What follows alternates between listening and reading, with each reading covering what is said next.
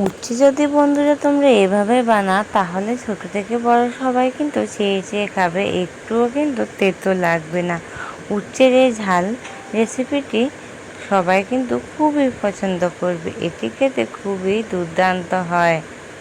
নমস্কার বন্ধুরা, আমি রিতা চলে আসলাম তোমাদের সাথে আজকে আবারও খুব সহজ একটি রেসিপি নিয়ে। উচ্ছের দুর্দান্ত এই রেসিপি, যে উচ্ছে খেতে পছন্দ করে না তেঁতোর ভয়ে, সে কিন্তু এই উচ্ছেটা চেয়ে চেয়ে খাবে।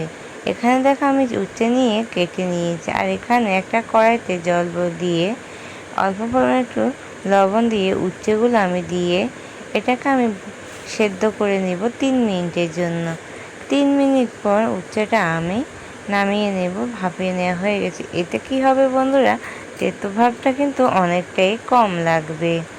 আর দেখো সবগুলো উচ্ছে নামিয়ে নেওয়ার পরে আমি ওই কড়াইতে অল্প পরিমাণে তেল দিয়ে এখন সিদ্ধ করে রাখা উচ্ছেগুলো ভেজে নেব।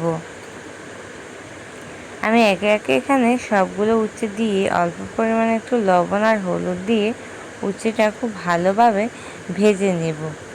দেখো খুব ভালোভাবে উচ্ছেগুলো আমি ভেজে নিচ্ছি 3 মিনিটের মতো। উচ্ছেটা আমার কিন্তু খুব সুন্দরভাবে এখন বন্ধুরা ভেজে নেওয়া হয়ে গেছে। এখন আমি সবগুলো উচ্ছে নামিয়ে নেব, একটা বাটির মধ্যে সবগুলো উচ্ছে আমি নামিয়ে নিচ্ছি। আর দেখো সবগুলো উচ্ছে নামিয়ে নেওয়ার পর ওই কড়াইতে আমি আবারও দিয়ে দিচ্ছি পরিমাণ মতো একটু তেল। তেলটা দিয়ে এখানে আমি দিয়ে দিচ্ছি হচ্ছে গোটা জিরে, একটা শুকনো লঙ্কা, আর দিয়ে দিব হচ্ছে পেঁয়াজ কুচি একটা। আমি এখানে ছোটো সাইজের একটা পেঁয়াজ কুচি দিয়েছি, দিয়ে এটাকে খুব ভালোভাবে একটু ভেজে নেব। এরপর যে বন্ধুরা আমি এখানে দিয়ে দেবো হচ্ছে একটা টমেটো কুচি, এখানে দিয়ে দিচ্ছি হচ্ছে একটা টমেটো কুচি। টমেটো কুচিটা দিয়ে খুব ভালোভাবে এটাকে আমি 2 মিনিটের মতো আবারও কষিয়ে নেব। কষিয়ে নেওয়ার পর এখানে আমি দিয়ে দিব হচ্ছে কাঁচা লঙ্কা বাটা। আমি এখানে দিয়ে দিচ্ছি হচ্ছে কাঁচা লঙ্কা বাটা, দিয়ে খুব ভালোভাবে এটা কিন্তু কষিয়ে নিচ্ছি।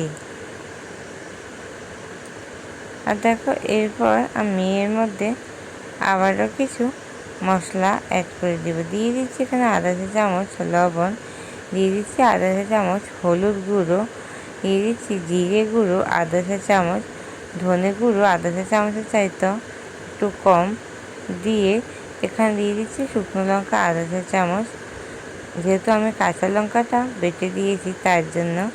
তারপর দিয়ে কাঁচা লঙ্কার সাথে বন্ধুরা বলতে ভুলে গেছি, আমি অল্প পরিমাণে একটু আদা দিয়েছি।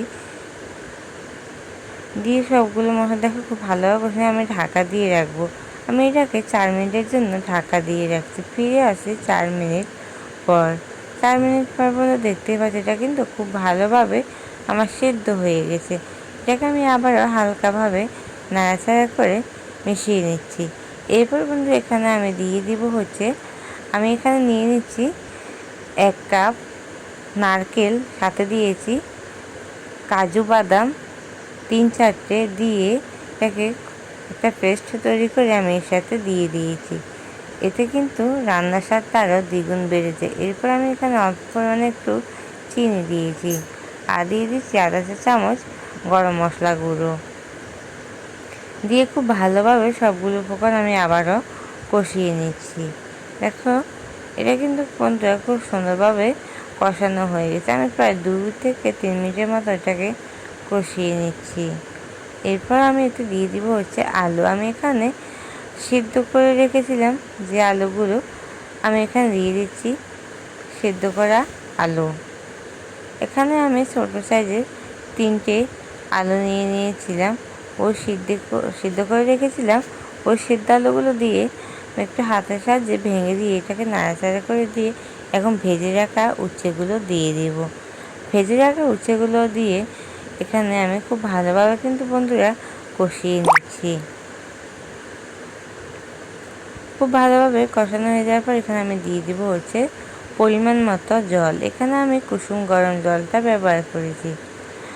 আমি সবসময় আমার সব ভিডিওতেই বলে থাকি, যে কোনো রান্নায় গরম জলটা দিলে কিন্তু রান্নার স্বাদ দ্বিগুণ বেড়ে যায়।